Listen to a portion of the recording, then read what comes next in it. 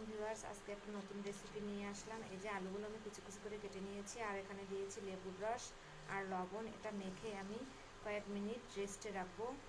আলুটাকে রেস্টে রেখে দিয়েছি, আর এদিকে আমার নুডলসটাও সিদ্ধ হয়ে গিয়েছে। নুডলসটা কিন্তু অলরেডি সিদ্ধ করে নিয়েছি, আর রেস্টে রেখে দিয়েছিলাম আলুটা। আর এখানে নুডলস সিদ্ধ হয়ে গেছে, আর এখানে নিয়েছি আমি আটা, সামান্য তেল, আর দিয়েছি মশলার গুঁড়ো আর হলুদের গুঁড়ো আর একটু সামান্য লবণ। এগুলো এখন আমি মাখিয়ে নেব। এখানে সামান্য মাখিয়ে নিলাম, আর দিয়ে দিচ্ছি একটু সামান্য পানি। পানি দিয়ে ভালো করে মাখিয়ে নেব। রাখা আলুগুলো দিয়ে ভালো করে আমি এখানে মাখিয়ে নেব। ভেজে নিচ্ছি এখন আলুগুলোকে, যেগুলোকে আমি মাখিয়ে নিয়েছিলাম। এই আলুগুলোকে আমি এখন ভেজে নেব।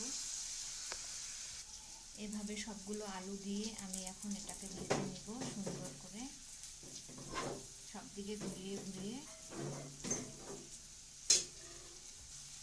আলুগুলো কিন্তু প্রায় আমার ভাজা হয়ে গেছে, আর আমি দুটো চামচের সাহায্যে এটাকে উল্টিয়ে দিয়েছি।